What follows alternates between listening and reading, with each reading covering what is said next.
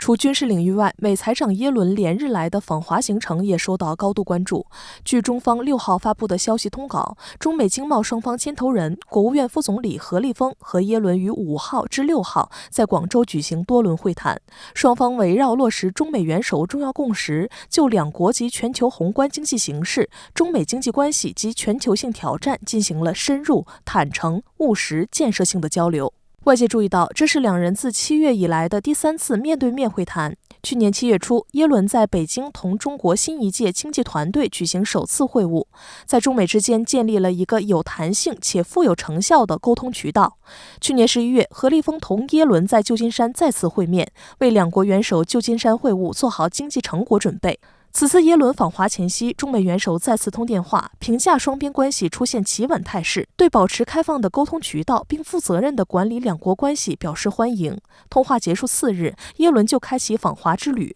被外界视为落实两国领导人最新共识的第一项实质性举措。在结束与何立峰的会谈后，耶伦在声明中称，双方同意就中美及全球经济平衡增长进行讨论，一部分回应美方对中国制造所谓产能过剩的关切。而根据中方的消息稿，何立峰就美方对华经贸限制措施表达严重关切，并就产能问题作出充分回应。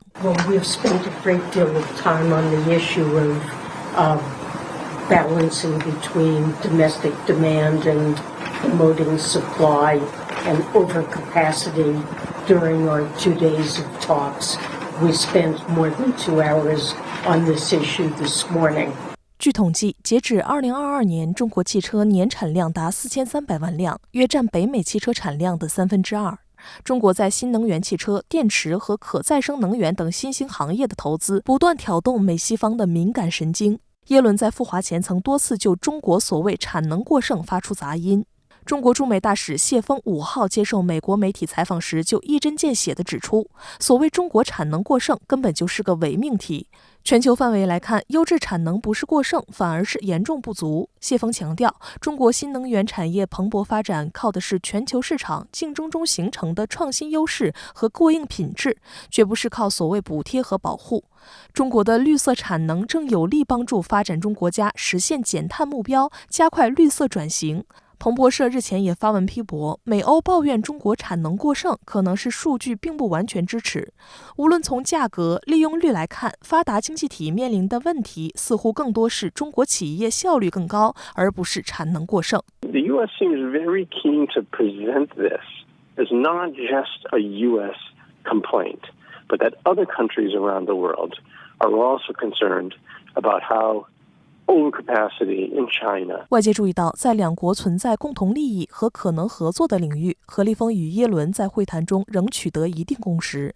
耶伦透露，双方已举行技术性交流，模拟联合应对其中一方大型银行倒闭的事件。中美也一致同意在经济和金融工作组向下讨论中美及全球经济平衡增长、金融稳定、可持续金融、反洗钱合作等议题。新加坡联合早报援引学者观点指出，耶伦在访中国总体意义积极，表明即便美国对华科技战持续升级，两国仍然维持不脱钩锻炼的基调，双方均展现出很强的政策韧性。向媒体吹风的美国财政部高级官员曾表示，我们知道中美关系存在深度的挑战和分歧，而且他们不会在一夜之间得到解决，但财政部长明白取得进展需要缓慢而稳定的工作，并表明出诚意，即使在我们存在分歧的地方。You know, the administration has been pretty clear not to expect major policy developments coming out of this trip, but they're really trying to manage the relationship. They're clearly on firmer ground with China than they were just a couple of years ago, so they want to make sure they keep talking. They're staying firm, raising concerns, but also keeping the door open. 美国财长耶伦一连2天在广州与国务院副总理何立峰会谈。那么，对于会晤重点议题，你有什么样的观察呢？之后，耶伦转场前往北京，对他的后续行程及目标，你有什么样的前瞻？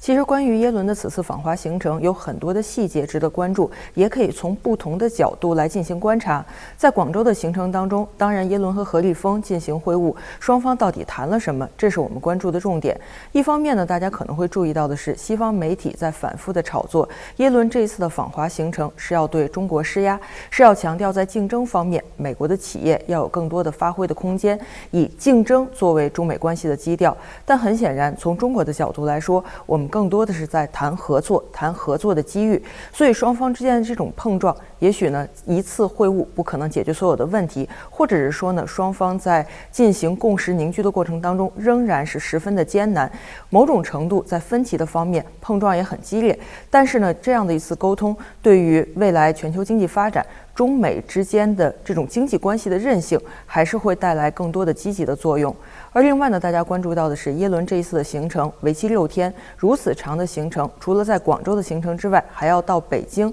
来进行一系列的活动。这个时候我们会看到，他未来的行程会有2方面的重点，一个方面呢是希望更深入的了解中国。我们可能会观察到的是，去年耶伦访华的时候，那么就非常关注与中国的经济学家、与女经济学家进行交流，所以他希望看到中国的声音。而这一次呢，从目前我们看到美国财政部公布的行程当中，去北京大学交流也是这一次行程的一个亮点。那么同时，耶伦会与一系列中方的官员见面，那么其中会包括国务院总理、财长、央行行长等。美国希望更多的了解中国。尽管呢，在大选年，在这个美国国内党争极化的这种背景之下，耶伦的访华行程不乏美国国内的政治意图，或者直接说为选票服务。但是呢，毕竟作为拜登政府来说，希望在大选年展现出对华的这种政策方面的成绩，展现出自己处理大国关系的这种经验。那么尤其涉及到经贸领域，直接关乎到选情，拜登还是希望有更多的加分项。所以耶伦的这一次的行程，美方有很多的自己的意图，甚至有很多的私利，但是同时呢，与中国来进行沟通，保持关系的稳定，尤其是经济方面，避免出现一些重大的事件。那在具体的问题上能够进行交流，也对于2国关系的稳定会产生一定的效果。